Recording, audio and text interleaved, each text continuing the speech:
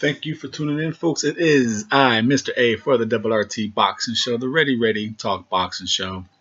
We're going to do a recap of some of the fights that happened over the weekend from Friday to yesterday, the 30th, July 30th. Talk about some of those. Talk about some other boxing talk right here, because that's what we do on the Double RT Boxing Show, the Ready Talk Boxing Show. So if you have not, please subscribe, hit the thumbs up button, support the show. Now we're gonna start it off with we got two people that's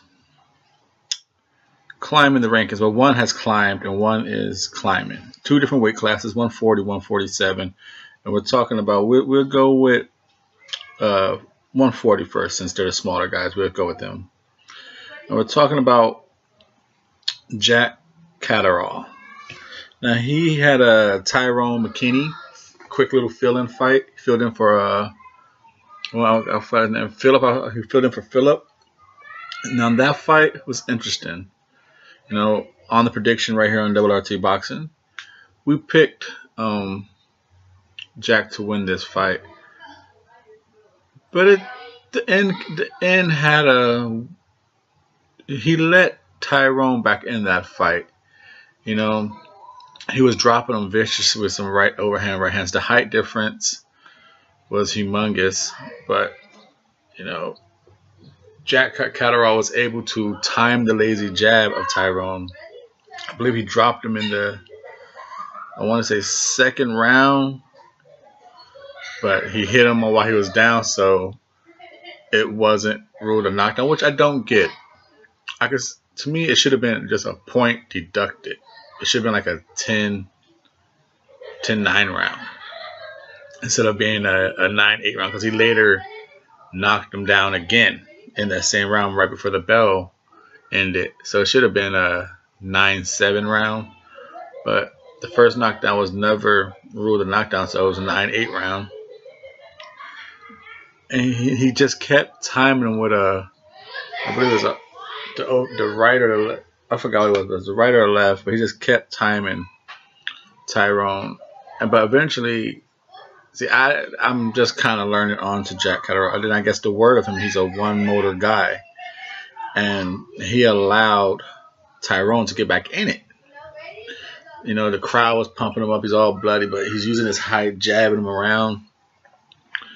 And the fight shouldn't have went the distance. You know, it's like that. Tyrone's corner, so like, hey, you're showing massive balls, but you know you're taking too much shots, and Jack Catterall just couldn't finish him. It was now the reason why I guess that fight was big, because Jack is ranked number 3 by the new WBO standings, you know, and champion being Maurice Hooker. So we got O'Hara Davis calling out Jack Catterall, saying, you know, I just signed with Frank. I think I'm the best super lightweight. I want to prove it. And Jack is high. This is a high. Jack fighting O'Hara Davis is a high risk. You know, does he risk this WBO high spot to fight a nice local build? I think it'll be a big fight over in the UK. I want to see it. Now, as far as I got who win in that fight, it's tough, man, because from what I've seen with O'Hara Davis, yeah, he has that great long blinding jab, and he comes with the overhand right. But when against boxers, he's not as overpowering. You know, I think Jack Catterall is a better boxer than him. You know, but being that they're both one-gear fighters, that's what's going to be so interesting. This is going to be a slow fight. Who's going to press the tempo? Who's going to press the action? At this, because part of me was saying, I think Jack would probably win that fight. But if he don't do something within if he don't stop him quick, I think the second half, O'Hara Davis will win that fight. It's gonna be. I'm gonna have to really watch those guys again because that's an interesting fight. So moving on from the WBO, we had another fight this weekend was Alex Saucedo and Lenny Z. I did a breakdown prediction. I did a fight recap, so you could go check that out on that. But the reason why I brought Alex Z, I'm not gonna. I mean Alex Saucedo. I'm not gonna talk about that fight again. It was just a hell of a fight, bloodbath, you know. But Maurice Hooker, the WBO champion, already has two people hot on his tail. Alex Saucedo, number one, and Jack Catterall, number three. And Bob Arum said on public TV, Alex's next fight is Maurice Hooker. So depending on if Maurice steps into that WBSS tournament, Alex ain't going to get his shot for at least a year. So that gives Maurice Hooker plenty of time to get that tournament entry, then do what he has to do, maybe come out as champion. Now, another fight that happened on Friday, the 29th, was a welterweight, and he's ranked number 14 by the WBO. He's ranked number. Did he drop out of rankings? Where is he at? Is that the only one he's in? And I thought he was with Earl Spence for a minute. No, he dropped out, folks. Oh, he's number 10 by the IBF. We're talking Rashidi Ellis. Rashidi, not shitty. Rashidi Ellis. And as his competition is getting higher, he is not looking like we thought he was. You know, I don't know if you guys know. He's in Speedy is his nickname. He fought Masakiro, a Panamanian guy. You know, the fight was built up pretty decent because of the Alberto Mosquera. You know, the fight was built in because the weigh-in got real active. You know, they pushing, they talking in their faces. But Rashidi Ellis, man, he was a letdown in that performance. The last two performances, you know, yeah, he got his last opponent out in a TKO. I believe it was the third round. But the fourth round, this fight, he won it clearly 97, 92, 98, 91, 98, 91. I had him clean sweeping the fight. I didn't give Alberto any rounds. It just he doesn't have pop on his punches. He's speed. You know, Alberto was giving him some nice low blows, you know, tiring him out, headbutting him. And I get to this a few bit. His punches were just like slapping. He had good quick combinations, but nothing was turned over. It was all inside glove. And then it got to what I wanted to say was ESPN commentators, and it went for Friday night card and the 30th card on the Humberto Ramirez card and the Golden Boy. So it's two different ESPN cards, two different set of commentators. You know, had Golden Boy on Friday, Top Rank on Saturday. But I noticed what they both were doing. They were making excuses for what was on TV. You know, just say, hey, this fight. Golden Boy kind of did it. They're saying, you know, like, okay, Rashidi Ellis was obviously able to pick Alberto apart at will. But they're like, hey, this is not the Alberto we saw and did film research on. You know, we didn't expect him to be this lackluster. Now, where's all the action? You know, he's usually one who sets the pace. You know, and then they start saying, like, you know, if Alberto is not really setting forth an example, why isn't Rashidi doing better? He should be able to take this guy out. You know, okay, we get it. You know, as your competition rises, but we get it as the competition rises, your knockouts go down, your punching power is not down. Maybe his punching power ain't what it seems, you know. And that he was able to, you know, he'd dive in with a jab, and skid off to the side. His foot movement was there. His combinations was there. There was nothing that fighting style that you could criticize. Besides, he didn't have the finishing instinct. His punching technique was horrible. He kept slapping, but his fighting style, the combination punching, the punch selection was good. The uppercuts, the hooks, the check hooks. He had his way with Alberto. Body stabbing, the jab to the body. Now, the reason why I bring him up because they kept one, I bring him up because this is Ready Talk Boxing, but and we talk about people in the rankings, not just the headliners, because and they kept talking about if he's gonna get his title shot, he needs to show people he's deserving. He needs to, because he's gonna have saying Oscar Davis. This is Golden Boy's welterweight. Golden Boy really don't have no other welterweight in the mix. You look at all the names here, they're either around the world, or who knows where Saddam Ali is at, but they might throw him back to welterweight. He should go back to welterweight just to. So they got Saddam Ali, and they got Rashidi Ellis. That's who Golden Boy has in the welterweight division. And ESPN kept saying, they got Oscar De La Hoya in the front row.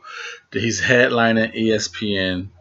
Rashidi Ellis has to do a better performance for him to make De La Hoya talk about him getting a title shot. Oh, we get a title shot. Are we the fans going to be excited to see him? And the fact that they kept talking title shot, you figure, what title shot can he really get? He's number 10 by the IBF.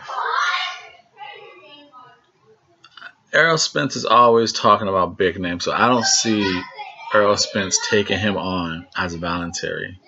There's so many other names Errol Spence is probably going to try and take on as a voluntary defense. Now, I can see Golden Boy and Top Rank working together. I could definitely see those two working together for Terrence Crawford. Just to keep Terrence Crawford, and it's on ESPN. They both have an ESPN deal. So I could easily see Rashidi Ellis taking on Terrence Crawford. Now, how would it be?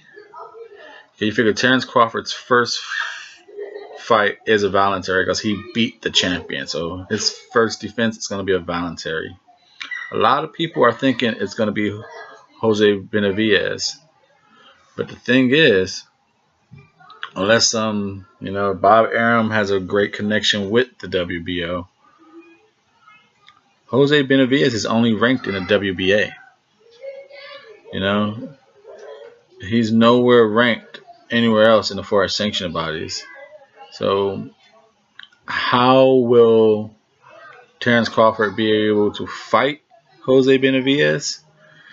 That'll be some hella fight paperwork and wavering by the WBO to grant that fight. Like I said, unless at the last minute they put Jose Benavidez in the WBO rankings. So that's why, as more popular as it sounds, I'm a little iffy on that fight because he's just not there. And then, as I've been saying, you have number one, Castillo Clayton, Canadian dude who just won. But number two, you have Igadias Velasquez. That's the top rank slugger, trained by Robert Garcia. I think that might be he's number two, so I think that might be his mandatory. Now, a first title defense, a voluntary, might just be number 14, Rashidi Ellis. He's on ESPN. He's been on there quite a few times. He has the slick style. He's fast.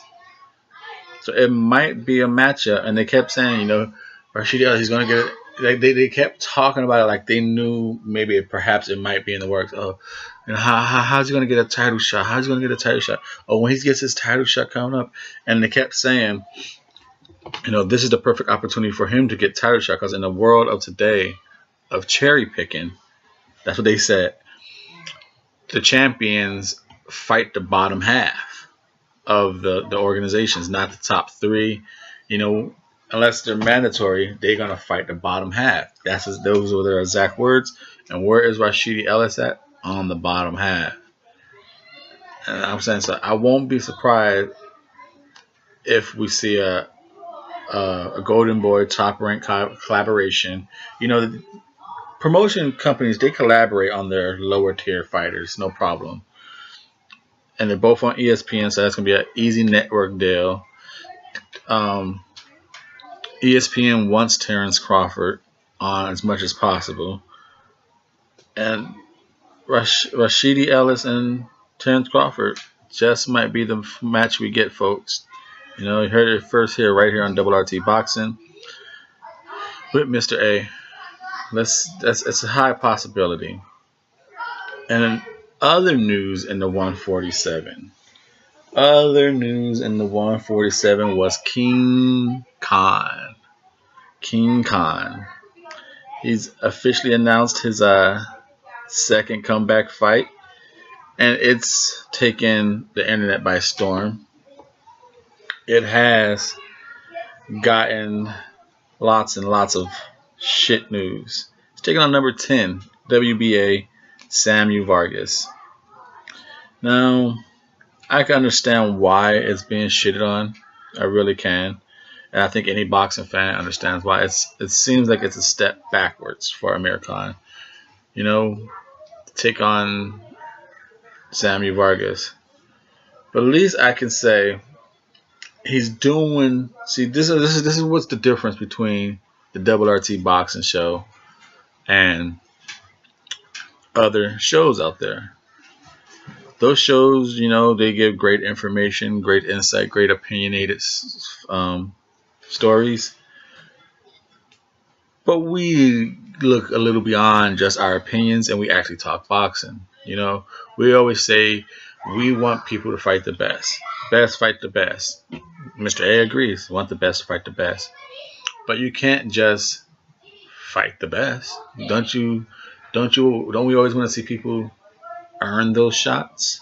How fair would it be for Amir Khan just to come in and, hey, let me fight Errol Spence? It'd be a great fight, but how fair is it? Like, damn, dude, you didn't even fight no one in the top 15. You just came back and got a title shot after La Greco? What the fuck? Oh, you just came back and you fought Danny Garcia, Sean Porter winner? What the fuck? Like I said, Amir Khan would be a great fight for any champion. But you like to see people earn their shit. And that's why I really don't have no problem with Amir Khan fighting Samuel Vargas. It's not his fault Samuel Vargas is ranked number 10. Samuel Vargas is a champion. I believe he's the WBA NABF champion. So he's coming back. He's fighting a ranked fighter, a champion within the rankings.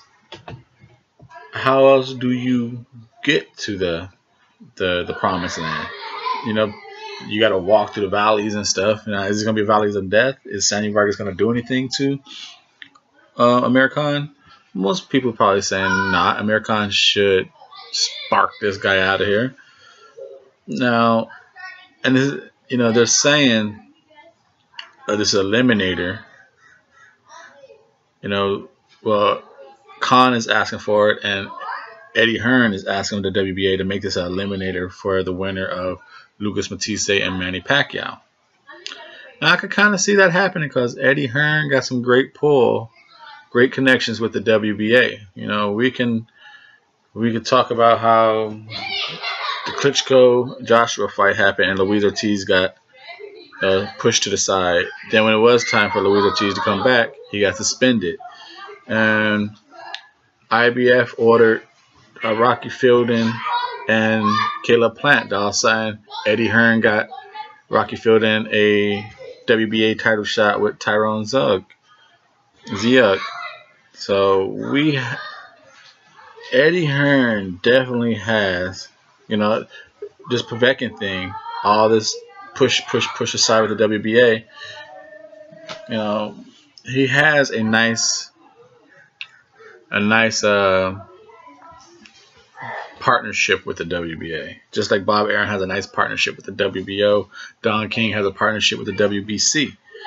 So everyone's talking about, let's get this fight for Lucas Matisse Pacquiao winner. Think bigger than that. Think bigger, folks. What if Amir Khan beats this guy, Sammy Vargas, which he's high odd favorites?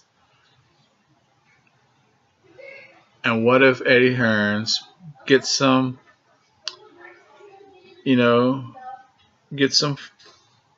connections with the WBO axis? Hey.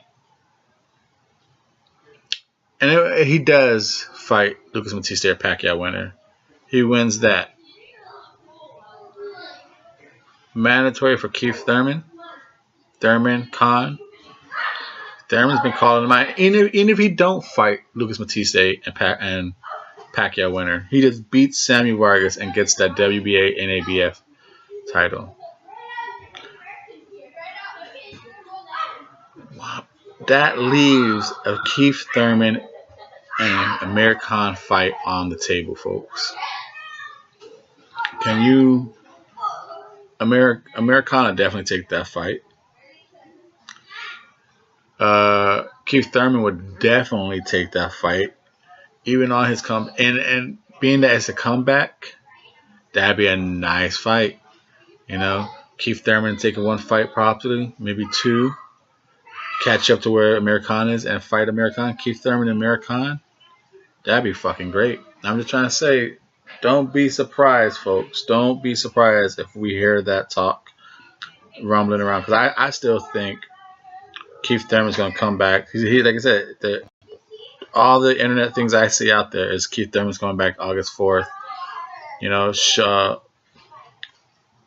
PBC, I think on Fox, has an August 4th slot, but I think that's Brandon Rios and Victor Ortiz. And Showtime has an August 4th slot. So that, BoxRec has Keith Thurman coming back. Other boxing sites have Keith Thurman coming back on August 4th. So we'll see. Don't be surprised. I believe that comeback fight is Josecito Lopez. A nice name. A guy who comes to fight. But at the same time, should be victorious for Keith Thurman. So that'll be a nice... Amir Khan takes on Sammy Vargas, gets his belt. Maybe fights one more person in between.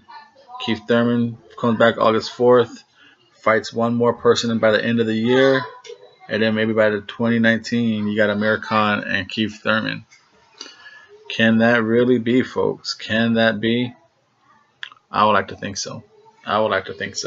Now, before we sign it off, we're going to sign off on some July 21st. July 21st, folks. It's going to be the undisputed cruiserweight champion. The WBS is going down.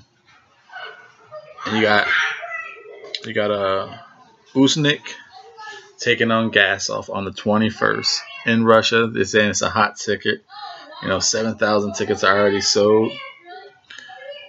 Now, how do they get that? You got the footwork and the punching combination of Usnik. And then you just got the flat-footed, hard jabbing bodywork of Gasov. Murat Gasov. Now, how they get there, the first rounds, I believe Gasov beat... Who did he beat in the first round? Was it the Devil? Yeah, he beat the Devil. I forgot his name, Christoph. Then he beat Dorticos in a fucking great fight. And now he's facing Usnik. And Usnik in the first round, he beat Marco Huck, which was nothing. And then he beat Briedis. Me myself, I believe, even though he took the devil out in Kristoff in 3 rounds, I believe that was a better contest than um,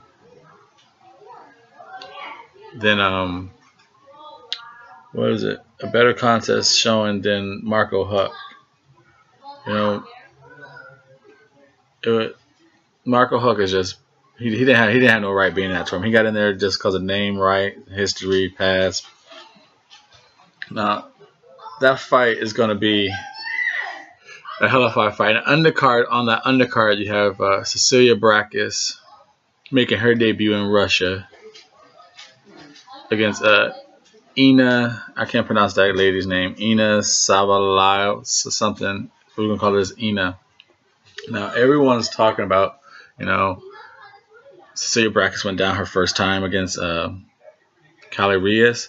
Not mention that Callie Reyes came down from 154. It was a bigger woman than her. But also, I've been saying it ever since on this show. You can go back for 1 year now. As good as I think Cecilia Brækhus, she was always leaving herself open to a right hand. And I always said, if you throw with her, you have a chance to do some damage. And Callie threw with her. So it wasn't a lucky shot. It's always been there. Just like Manny Pacquiao and I can't think of homeboy's name. The Mexican dude who finally beat him. That right hand's always been there. You just got to time it. So Enos coming in at 7-0 is gonna have. I believe she's gonna have a range on her. She goes great to the body and up to the top. Body up to the top. Body up to the top. And she has that range. So will she be able to time the Cecilia coming in? Now Cecilia's movement might be trouble because Enos is going to come forward. Enos is going to come forward. I don't know if that's the right strategy. I think Enos should jab her and keep her distance and let Cecilia try and work counter over the jab and just pop her with the right. That would be the best strategy for her to pull off the upset. If she tries to, I think, rush in to Cecilia, I think she takes her own reach away. But we'll see. Like I said, the 21st is looking like a real stacked card, and they're talking about putting on, I think, Roman Adiv on it, some other Russian fighters on it. So it should be a nice card. I'm looking highly forward to the 21st, and then after that, we could get on to the WBSS super lightweight, tournament and the bantamweight. And the bantamweight's looking good. You got 3 champions in there, but the super lightweight, I did possible quarterfinals, first round matchups on it. You can go check that video out. I put it on Twitter. I put it on the show channel. You can follow me at Twitter at RRTB Show. Please do that. Help this show grow. And like I said, I'm going to clock this one out, get ready to go to work. Hope you're entertained by this little boxing talk. Thumbs up. Please subscribe. And just let me know what you think about the topics we talked about. Keith Thurman, possible fight Amir Khan down the road, or Howard Davis and Jack Catterall. Then you got Alex Saucedo. You got Jack Catterall and Alex Saucedo chasing Maurice Hooker. Who do you think could do a better matchup in that? I think Maurice Hooker beats them both. Then you got Rashidi Ellis. Is he going to get a Terrence Crawford shot? He's that low rung, both on ESPN. Let me know what you think of the topics today, the boxing talk. Thumbs up. Please subscribe. See you on the next one.